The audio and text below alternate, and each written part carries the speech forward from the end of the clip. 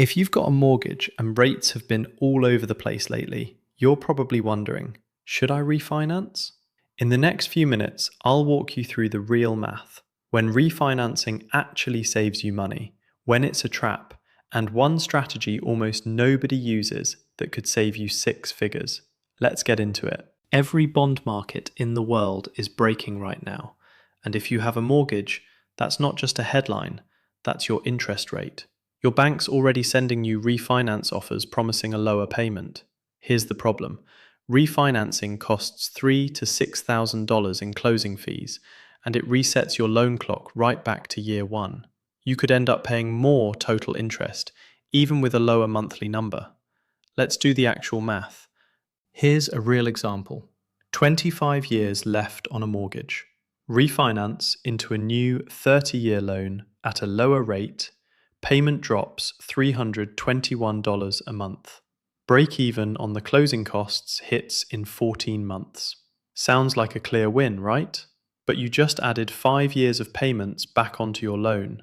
Run the full comparison, and this refinance actually costs $5,880 more over time than just staying put, because you're paying for 60 extra months to get there. So when does refinancing actually work? When you shorten the term instead of resetting it.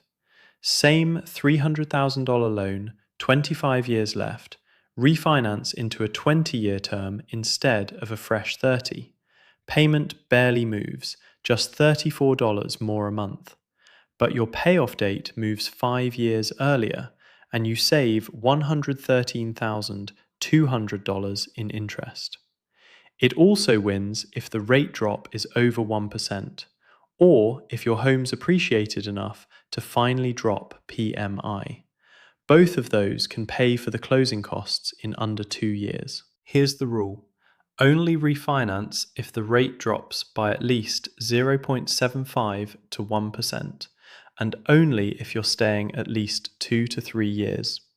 Drop from 6.5 to 6%, just half a point, and the break-even can stretch to 47 months, almost 4 years. Too much can change in that window to be worth it. And watch out for no closing cost refinance offers. That just means the fees got rolled into your rate or your balance. There's no free version of this. Here's the strategy almost nobody uses. Refinance to the lower rate, but keep paying your old payment amount instead of dropping to the new lower one. Same $300,000 example. Refinance from 6.5 to 5.5%, but keep paying $2,024 a month instead of the new $1,703. That pays the loan off in 18 years instead of 30, saving over $150,000 in total interest. Zero change to your monthly budget. Bond markets breaking, rates moving, your bank calling. None of that is a reason to refinance on its own. Check 4 things.